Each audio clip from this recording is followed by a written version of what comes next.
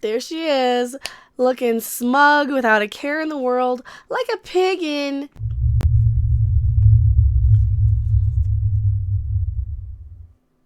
Hello everyone, I am Mecha Random 42. The one, the only, the original.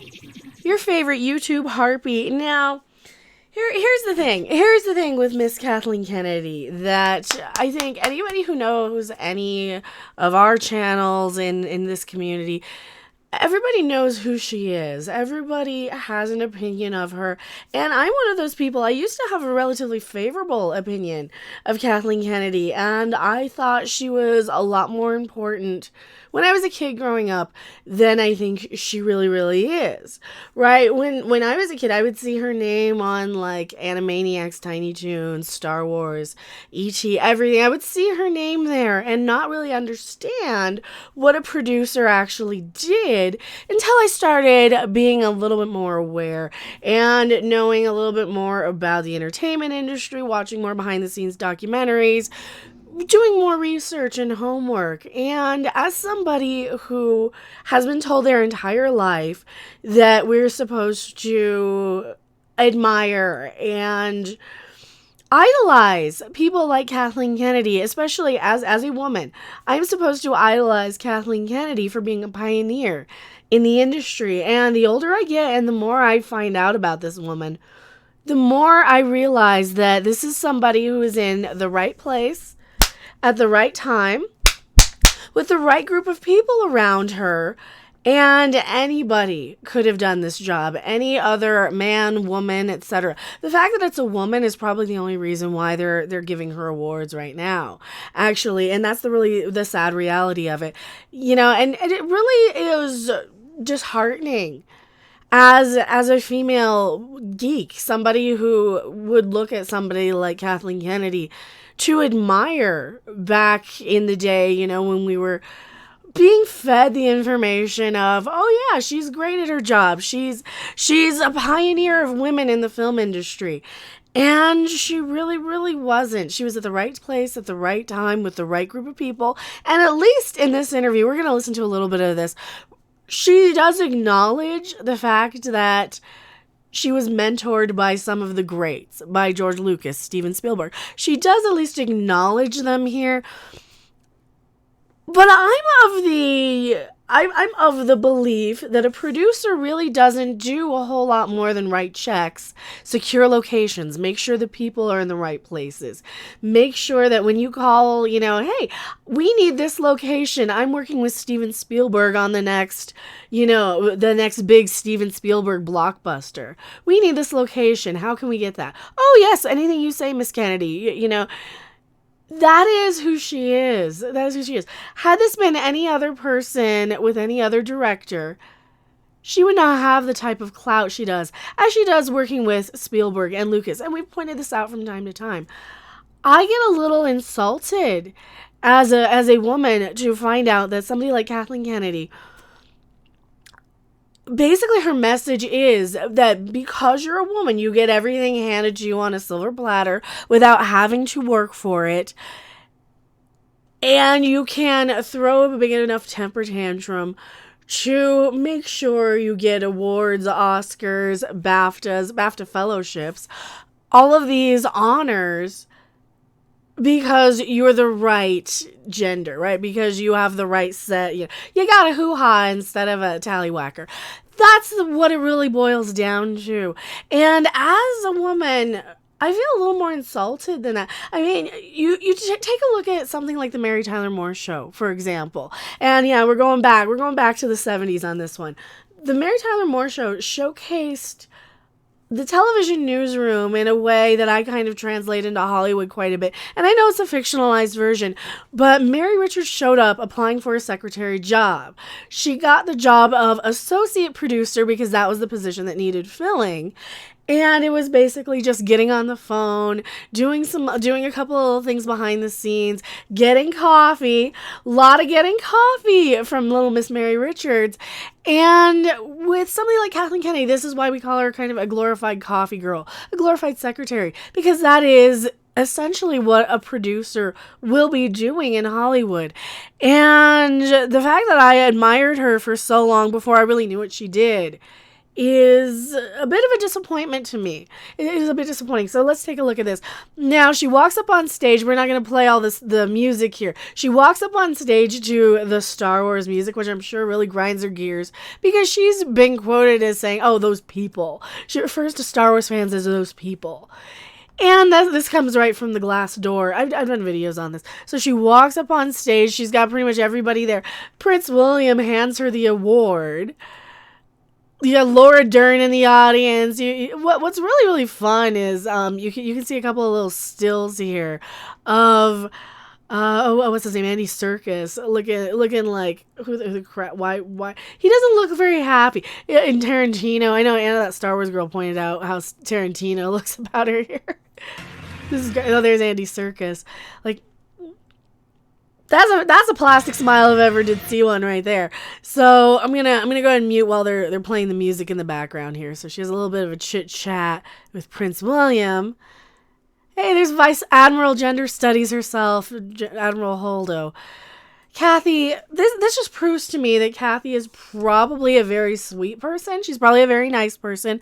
She probably cares a great deal for the people that she works with. Is she a creative leader, though? I don't think so. With as bad as we've gotten Star Wars, with them still trying to turn it all into Twilight, with the whole Reylo stuff, and now with Mary Ray Palpatine. You can't stop me, I'm a Jedi from Jakku. Yeah, I had to bring that one back. Well, it's just a disappointment. Here we go. Let's see what she has to say.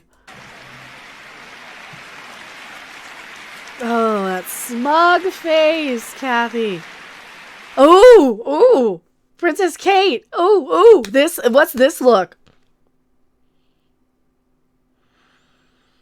I gotta try and emulate her. She's really your royalty. Smile, lady. I guess she doesn't want to smile. She doesn't look too happy to be giving Kathleen Kennedy an award. I wonder if Kate's secretly Phantom Menace. Probably not. I'm sure she doesn't know we exist. Thank you. That's a great expression, though.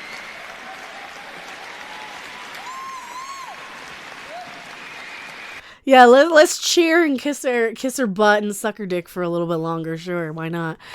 Daisy Ridley doesn't even look too thrilled to be there. John Boyega probably got paid. He's cool. John Boyega got to meet Prince William. John Boyega gives no crap about any of it. John Boyega's a legend.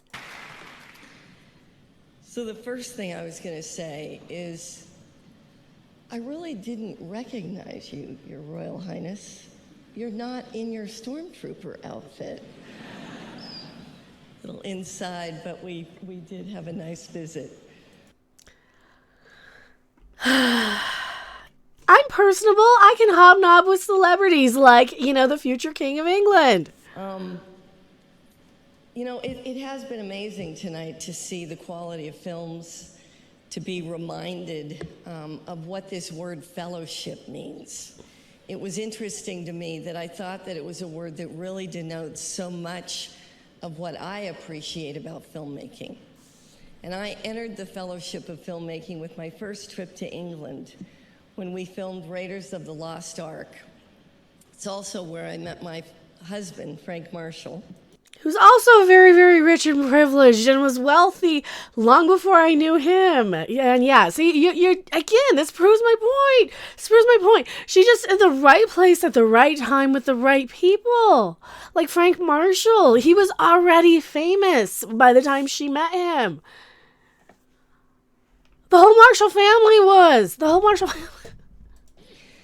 And fellowship and mentorship, I think, go hand in hand. Mentorship? What's mentorship? And I was incredibly fortunate to have two of the most incredible mentors. She's just, or... Smoke weed every day. Well, that's not legal either. She's probably been guzzling a few, that's why. Steven Spielberg and George Lucas. And in my work with Star Wars...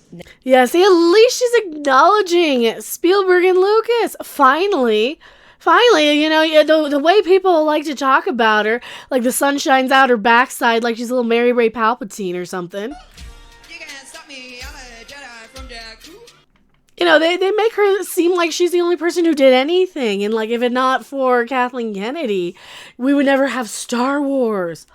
No, that's not the case. That's really not the case. Lucas and Spielberg and all of these creative people that you worked with were the talent behind Star Wars, Indiana Jones, E.T., all of these things. If you didn't have those people, you would not be where you're at. So at least she's acknowledging that. Now, what we're doing here in the UK, that fellowship continues through the mentoring work we're doing with the BFI and Bafta as we create more opportunities for voices and new talent to work alongside the legacy talent that began here in the UK. So basically, we're bringing a bunch of nobodies who have no experience into Star Wars? Is that what she's saying? All right, I get it that you want to bring in new talent and new creative types, but with something like Star Wars, you need, especially like behind the scenes, like in front of the camera, it doesn't really matter. You can bring in these new actors, new up and coming people. But one of the problems is bringing in these unproven directors or directors that have like one fluke hit. Bringing in your Rian Johnsons. That's your big problem, lady. Over 40 years ago, and will continue to be our home. People define this fellowship. People? I just see people, and I just play people. I didn't play Captain Marvel because I wanted to be a hero. I just wanted to be a person. She thinks she's people. Yay, maybe Brie and Kathleen Kennedy should hook up. People and stories are what have always driven my love of film.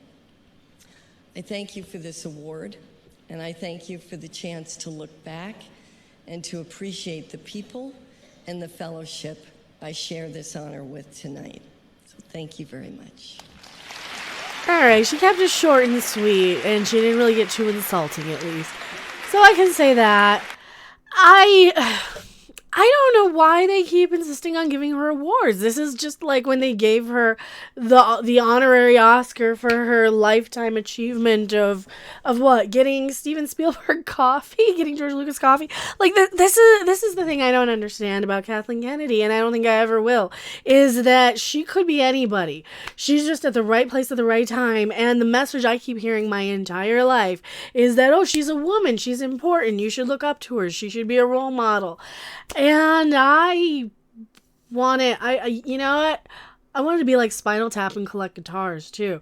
You know, why can't I have those type of role models in my life? Why can't I have all kinds of role models that aren't just based on, you know, something superficial like what's in between their legs, right? That really just feels like her biggest achievement is being a woman in the right place in the right time. And it's great that they want to try and showcase some up-and-coming talent. That's fine. But I don't get what's so great about her still. And the fact that she can take something like Star Wars, which is a license to print money, and not even be doing anything to improve it, not even doing anything to match the box office totals.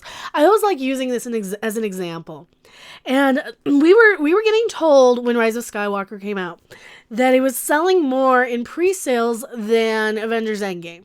Well, of course, that's all on Atom Tickets that not a whole lot of people use. It's like the 4th or 5th online buying ticket site that you would even be aware of.